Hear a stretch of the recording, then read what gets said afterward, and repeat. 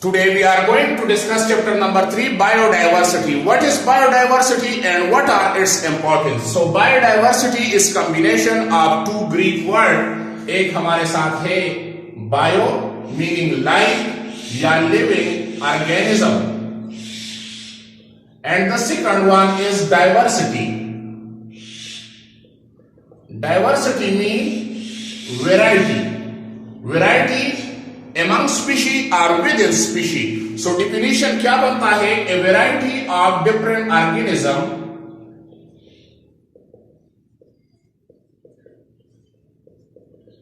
living organism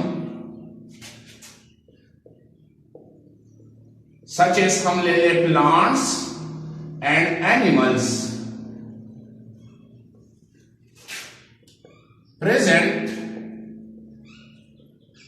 and different ecosystem of the world.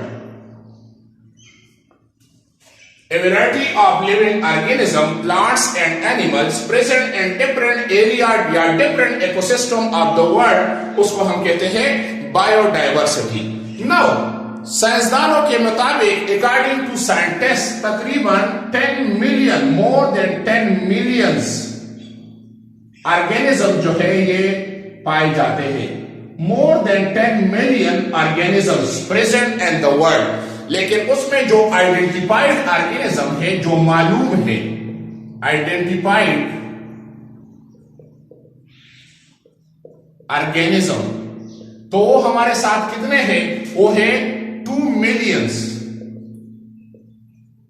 Now इस 2 millions में हमारे साथ 1.5 मिलियंस एनिमल्स हैं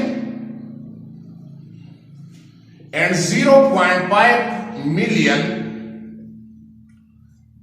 दैट इज प्लांट्स. 1 मिलियन में 10 लाख होते हैं. सो आइडेंटिफाइड ऑर्गेनिज्म जो मालूम है तो वो 20 लाख है. इसमें 15 लाख एनिमल्स के हैं और 0.5 मिलियन तो 5 लाख जो है ये प्लांट्स के हैं. नाउ जब हम स्टडी करते हैं प्लांट वेराइटी को तो उसको हम कहते हैं फ्लोरा.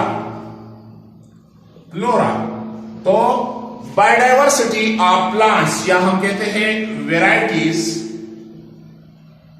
Of plants. और जब हम एनिमल्स वेराइटी स्टडी करते हैं तो उसको हम कहते हैं पाना. वेराइटीज ऑफ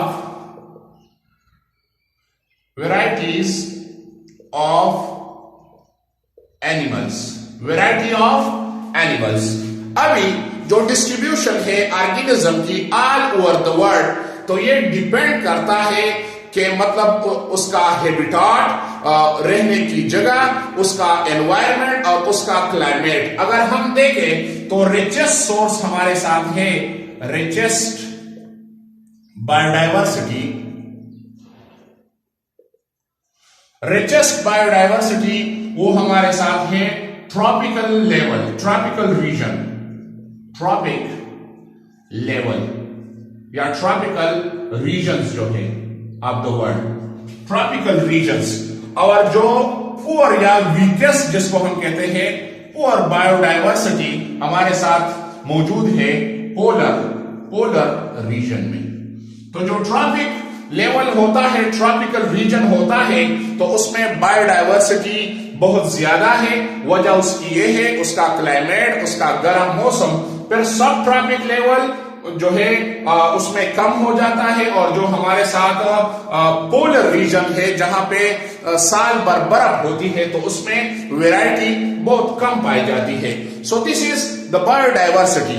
नाउ इसकी इंपॉर्टेंस क्या है? What are the importance of biodiversity?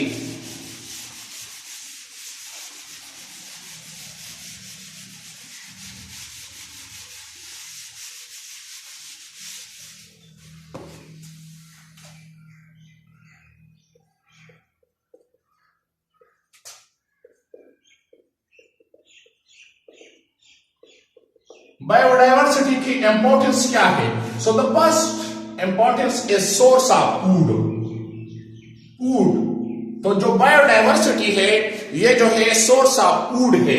हम जो है डिफरेंट फ्रूट्स खाते हैं, वेजिटेबल्स अगर हम खाते हैं, या जितने भी हमारे साथ है हम क्रॉप्स ले ले, क्रॉप्स तो उसमें डेली बेस पे हम रोटी खाते हैं, मेज या व्हीट हम ले ले, या हमारे साथ जो फूड है एग हम ले ले, हमारे साथ है मीट हम ले ले, तो ये सारा जो है as a source of food है। कहां से आता है? मुख्तलिफ एनिमल्स जिसका गोश्त हम इस्तेमाल में लाते हैं, या जो एग है, या जो मुख्तलिफ फ्रूट्स है प्लांट्स के, या जो वेजिटेबल है, या जो डेली बेस पे हम रोटी खाते हैं, राइस इस्तेमाल में लाते हैं, क्रॉप्स जो है मेज व्हीट जिससे हम जो है हमारे जिस्म को डेली बेस पे जरूरत होती है कार्बोहाइड्रेट की, प्रोटीन की और जो है विटामिन की। सो ये कहां से आते हैं? ये सारे जो है प्लांट से आते हैं, वेजिटेबल से आते हैं, फ्रूट से आते हैं,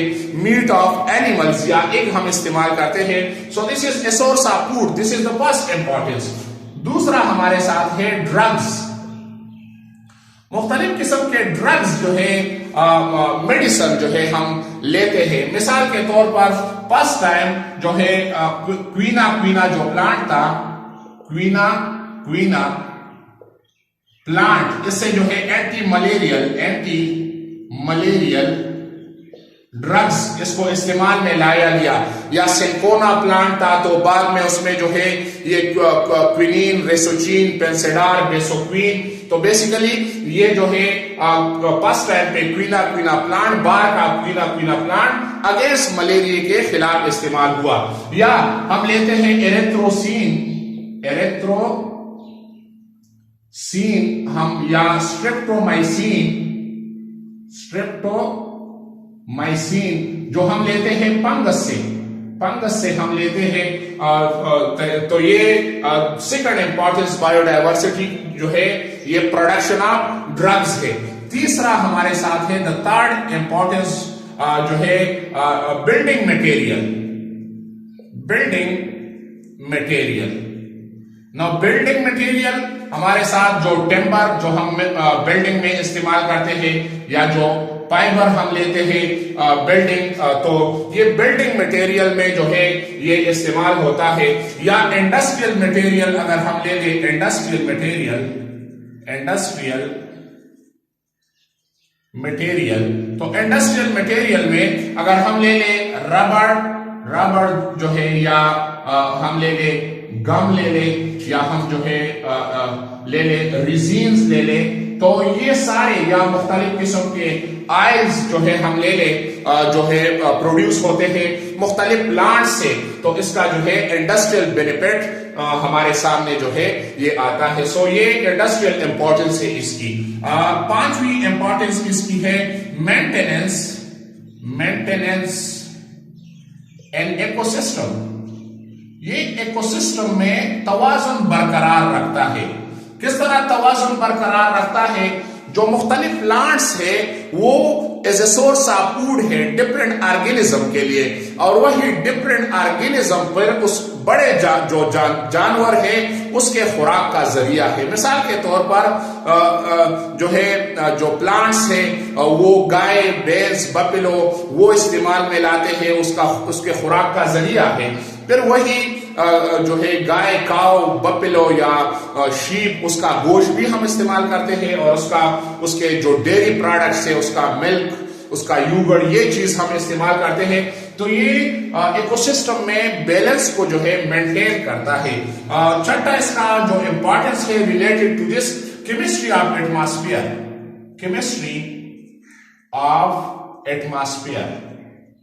ये एटमॉस्फेयर की केमिस्ट्री को मेंटेन करता है।